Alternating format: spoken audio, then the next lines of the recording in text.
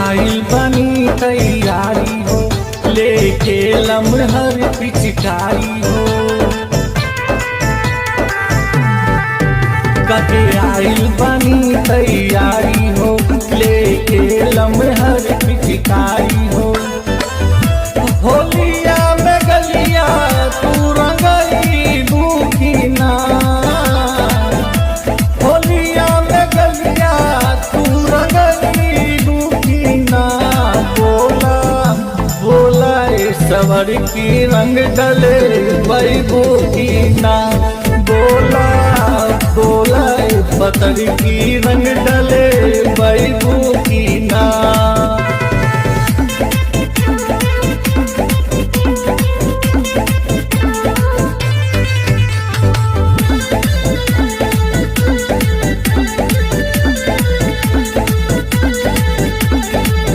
ना जानी माना करिहा टूट जाई दिल हो। तोहरा में डाली ले जब हो बड़ी फील हो। ना जानी माना करिहा टूट जाई दिल हो। तोहरा में डाली ले जब हो बड़ी फील हो। मनवा के श्रद्धा तू पुरई बुकिना, मनवा के श्रद्धा तू पुरई बुकिना।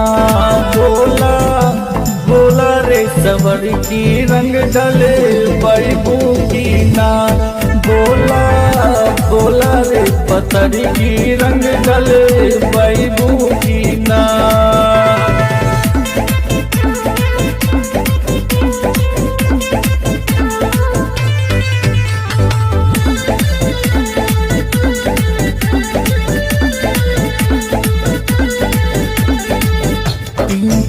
दीवाना के मनवा तू रख ले।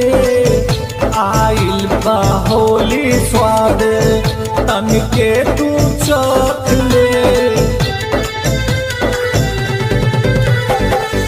टिंकू दीवाना के मनवा तू रख ले। आइल बा होली स्वाद तन के तू चख ले। हैप्पी होली ढोली पे छपई बुकिना। हैप्पी होली ढोली पे छपई बुकिना। बोला बोला रे सवर की रंग डले बैबू की ना।